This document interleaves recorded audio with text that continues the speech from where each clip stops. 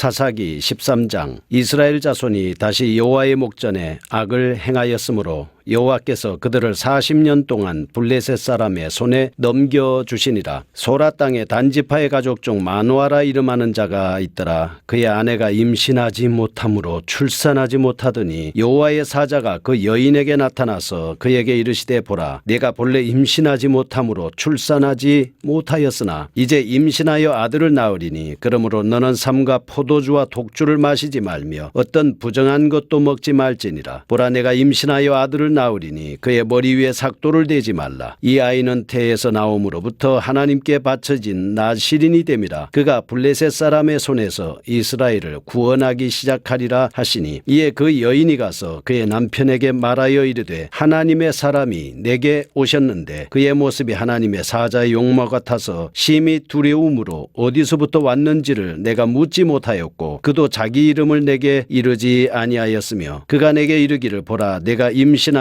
아들을 낳으리니 이제 포도주와 독주를 마시지 말며 어떤 부정한 것도 먹지 말라. 이 아이는 태에서부터 그가 죽는 날까지 하나님께 바쳐진 나실임이 됨이라 하도이다 하니라. 마노아가 여호와께 기도하여 이르되 주여 구하옵나니 주께서 보내셨던 하나님의 사람을 우리에게 다시 오게 하사 우리가 그 낳을 아이에게 어떻게 행할지를 우리에게 가르치게 하소서 하니, 하나님이 마노아의 목소리를 들으시니라. 여인이 밭에 앉았을 때에 하나님의 사자가 다시 그에게 임하였으나 그의 남편 마누아는 함께 있지 아니한지라. 여인이 달려가서 그의 남편에게 알려 이르되 보소서, 전일에 내게 오셨던 그 사람이 내게 나타났나이다 하매, 마누아가 일어나 아내를 따라가서 그 사람에게 이르러 그에게 묻되 당신이 이 여인에게 말씀하신 그 사람이니까 하니, 이르되 내가 그로다 하니라. 마누아가 이르되 이제 당신의 말씀대로 되기를 원하나이다. 이 아이를 어떻게 기르며 우리가 그에게 어떻게 행하리이까? 여호와의 사자가 마누아에게 이르되 내가 여인에게 말한 것들을 그가 다 삼가서 포도나무의 소산을 먹지 말며 포도주와 독주를 마시지 말며 어떤 부정한 것도 먹지 말고 내가 그에게 명령한 것은 다 지킬 것이니라 하니라. 마누아가 여호와의 사자에게 말하되 구하옵나니 당신은 우리에게 머물러서 우리가 당신을 위하여 염소 새끼 하나를 준비하게 하소서 하니, 여호와의 사자가 마누아에게 이르되 네가 비록 나를 머물게 하나 내가 네 음식을 먹지 아니하리라. 번제를 준비하려거든 마땅히 여호와께 드릴지니라 하니, 이는 그가 여호와의 사자인 줄을 마누아가 알지 못함이었더라. 마누아가 또 여호와의 사자에게 말하되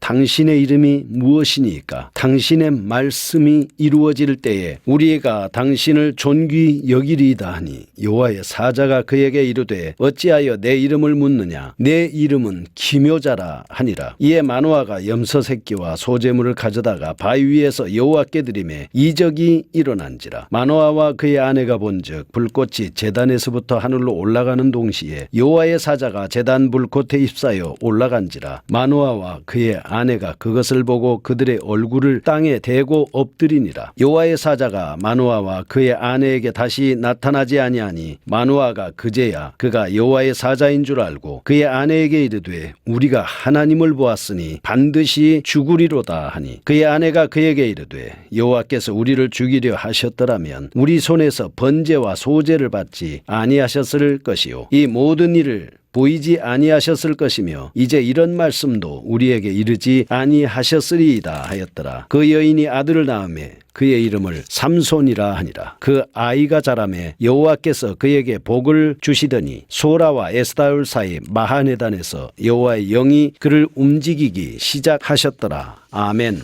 사사기 13장 삼손에 탄생하는 내용을 말씀하고 있습니다. 초대 사사는 온니엘이었습니다. 3장 9절과 10절에서부터 소사사 12장 13절에서 15절에 나오는 압돈에 이르는 동안 이스라엘 사사들도 이제 중반기를 넘기고 있습니다. 이제 남은 사사는 삼손, 사무엘, 엘리뿐입니다. 13장에서 16장까지는 삼손에 관한 기록입니다. 삼손의 출생 배경은 비록 상세하게 기록되어 있습니다. 1절에서 7절 말씀, 8절에서 14절에 관한 기록은 여호와의 사자가 삼손의 탄생과 그가 나실인이 될 것을 예고하고 있습니다. 15절에서 23절은 삼손의 부모가 하나님께 번제를 드립니다. 24절에서 25절은 때가 되매 삼손이 출생한 데에 대한 기록을 말씀하고 있습니다. 첫째로 삼손의 잉태를 알리시는 모습을 보겠습니다. 사사기 13장 1절에서 14절 말씀입니다. 고지를 하고 있는 것이죠. 사사 입다 이후에 30년 동안 이스라엘에게 평화가 깃들었습니다. 12장 7절에서 15절의 말씀을 보면 알 수가 있습니다. 백성들은 평소의 습관이 되살아났습니다. 또다시 구원의 하나님을 잊어버렸습니다. 죄악에 빠져들고 있습니다. 그러자 하나님께서는 블레셋에게 40년 동안 자기 백성을 넘겨주셨습니다. 블레셋을 통해서 다시금 이스라엘을 징계하게 하신 겁니다. 하지만 그 와중에서도 하나님께서는 결코 이스라엘을 잊어버리지 않으셨습니다. 자기 백성이기 때문입니다. 사사 삼손을 이스라엘의 구원자로 예비하셨습니다. 1절에서 3절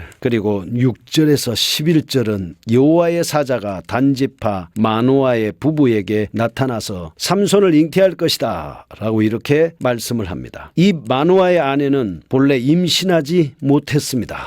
그래서 출산하지 못하는 사람이었습니다. 그런데 어느 날 하나님의 사자가 태어날 아이는 나실인이 될 것이다 이렇게 말씀을 합니다. 이스라엘을 구원하게 될 사람이다. 그러니 성별하게 구별하라. 이렇게 4절과 7절 그리고 5절 말씀을 하고 있습니다. 8절에서 14절 그러므로 태어날 아기는 나실인의 규례를 쫓아 양육해야 된다라고 가르치고 있습니다. 이러한 잉태고지는 무슨 의미가 있겠습니까? 첫 번째, 성경에서 잉태지 못하는 여인에게 아이를 낳으리라라고 하는 하나님의 계시가 2절과 3절에서 주어졌습니다. 이 아이는 약속의 씨가 된다는 뜻입니다. 그리고 하나님의 구속사를 계속해서 이어갈 중요한 인물이 된다라고 하는 의미를 가지고 있습니다. 갈라디아서 4장 23절 말씀, 히브리서 11장 11절 말씀에는 사라가 믿음으로 잉태의 힘을 얻어서 이삭을 낳은 것을 말씀을 하고 있습니다. 둘 다 불가능한 환경 아니었습니까? 그런데 아브라함이 100세, 사라가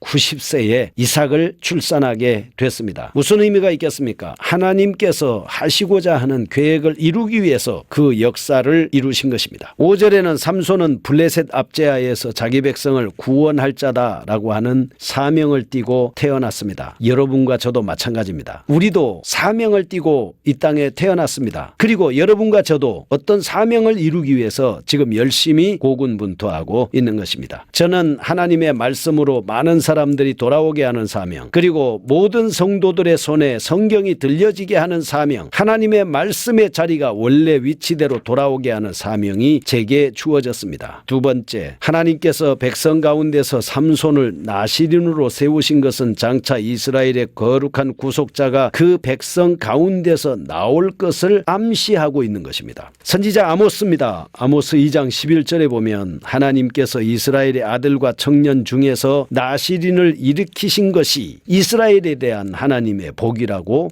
말하고 있습니다. 세 번째입니다. 나실인에게 주어진 엄격한 계율 14절입니다. 하나님의 백성으로 거룩히 구별된 이스라엘 역시 마땅히 준수해야 될 생활 규범이라는 것을 우리에게 가르쳐 주고 있습니다. 네 번째입니다. 삼손의 잉태고지는 이스라엘로 하여금 구원의 소망을 갖게 하는 하나님의 은혜라고 볼 수가 있습니다. 그렇습니다. 우리가 성경에 보면 아이를 낳을 수 없는 사람들이 하나님의 도우심으로 출산을 한 경우를 여러 사람을 볼 수가 있습니다. 왜 이렇게 하는 것입니까? 이것은 하나님께서 이 큰 은혜를 그의 가정과 그의 나라와 그의 민족에게 베풀어 주는 것이다 라고 하나님의 은혜라고 볼 수가 있는 것입니다. 우리가 최고의 은혜가 무엇입니까? 그것은 하나님께서 여러분의 가정에 자식을 기업으로 주신 겁니다.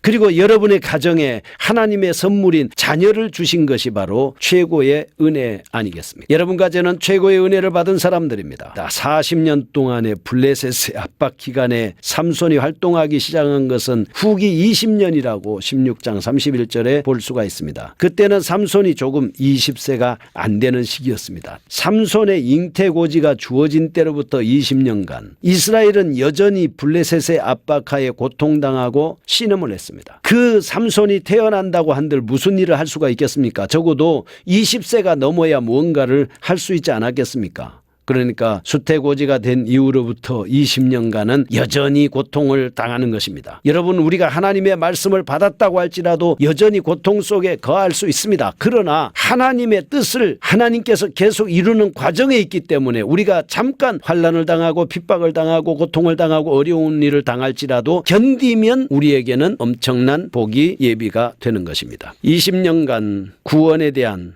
준비를 시켰습니다. 그래서 20년 안에는 구원의 역사가 없었지만 20년 후에는 삼손을 통해서 이제 구원 역사를 시작하게 됩니다. 다섯 번째, 그러므로 마노아는 삼손이 20세가 되기까지 삼손과 동일하게 나시린으로서 구별된 삶을 살아야 했습니다. 자녀를 구별된 삶을 살게 하니까 아버지도 나시린이 될 수밖에 없는 것이죠. 이와 같이 구원에 대한 간절한 소망이 온 백성 중에 가득 찰 때 비로소 삼손을 이스라엘의 사사로 세우셨던 것을 볼 수가 있습니다. 여기서 나시린을 보겠습니다. 13장 1절에서 14절에 나오는 나시린이라는 게 뭐냐? 헌신된 자, 성별한 자입니다. 나자르에서 히브리 동사에서 유래됐습니다. 나시린은 특별히 하나님께서 헌신, 봉사하게 하기 위해서 구별된 자를 가리키고 있습니다. 이러한 나시린에 대한 최초의 언급은 주전 1445년경 이스라엘 백성이 시내산을 출발하기 직전 하나님께서 모세를 통해서 계시하신 것입니다. 이에 의해서 남자든 여자든 자기 몸을 구별하여 여호와께 드리기로 서원하면 그 사람은 나시린의 규례를 지키고 자기 몸을 구별하는 날 체험으로 인해서 나시린이 될 수가 있었습니다. 나시린들은 다음과 같은 성별 구례를 지켜야 했습니다. 첫째, 포도나무 소산 및 독주를 먹어서는 안 됩니다. 두 번째, 삭도를 머리에 대지 말아야 합니다. 세 번째, 시체를 가까이 함으로 자기 몸을 더럽히지 말아야 합니다. 그래서 나시린은 삼손, 사무엘, 레갑 족속, 세례요한, 사도 바울 등이 있습니다. 두 번째입니다. 마노아의 범죄와 삼손의 출생입니다. 15절에서 23절 삼손의 잉태고지를 알게 된 삼손의 부모는 하나님께 전제를 드리고 있습니다. 24절 25절은 마침내 정한 기한이 차서 삼손이 탄생한 데 대한 기록입니다. 마노아는 삼손의 잉태를 알려준 사람이 여호와의 천사인지 알지 못했습니다. 그래서 음식을 제공하였으며 이름을 물었습니다. 이 본문에서 찾을 수 있는 몇 가지의 교훈을 보겠습니다. 첫째, 여호와에 대한 지식의 부재는 곧 당시 패역한 사태를 반영하고 있습니다. 두 번째, 여호와의 사자가 마노아에게 자신의 이름을 밝히지 않고 기묘라고 말한 것은 마노아의 관심이 오직 하나님께로 향하도록 하기 위한 것이었습니다. 여호와의 사자는 자신의 이름을 묻는 마노아에게 세 번째, 기묘라고 대답했습니다. 이는 여호와가 단지 인간의 호기심의 대상이 아니라